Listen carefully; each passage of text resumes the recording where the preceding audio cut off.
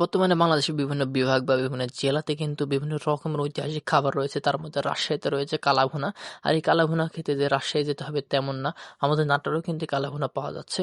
আর এই কালাভুনা নাটোরে কোথায় পাবেন তা জানতে পারবেন এই ভিডিওতে। তো ভাই 11টার দিকে আমি এবং আমার বন্ধু মিলে চলে আসি নাটোরের তেবাড়িয়া হাটে। আর তেবাড়িয়া হাটের ভিতরেই কিন্তু আপনারা পেয়ে যাবেন সেই ডলা মামা কালাভুনা, যেটা কিন্তু সবথেকে বিখ্যাত নাটোরের। এবং আমি সেখানেই যাচ্ছি এবং আমার সাথে আছে আমার বন্ধু নয়ন। আর এই যে ব্যানারে দেখতে পাচ্ছেন যাকে, সেটাই কিন্তু ডলার মামা। এখানে সুন্দর করে লেখা আছে ডলার মামা কালাভুনা। আর আমরা দোকানে ঢুকতে গিয়ে দেখি প্রচুর পরিমাণে ভিড়, যেহেতু আমরা জায়গা পাবো না সেই কারণে আর বসলাম না।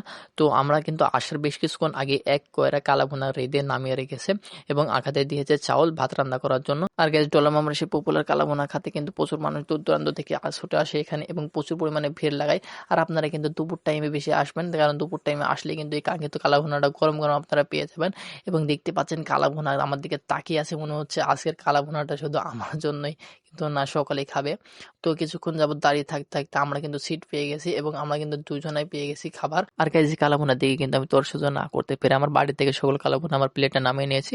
আর কিন্তু কালাভুনা আমাকে দিয়েছিল 4 পিস, তার ভিতরে ছিল 2 পিস চর্বি এবং 1 পিস হাড় এবং 1 পিস গোস্ত।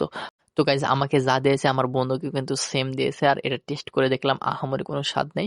বাঙালি একটা বহুত বাক্য আছে না, হুজুকে বাঙালি।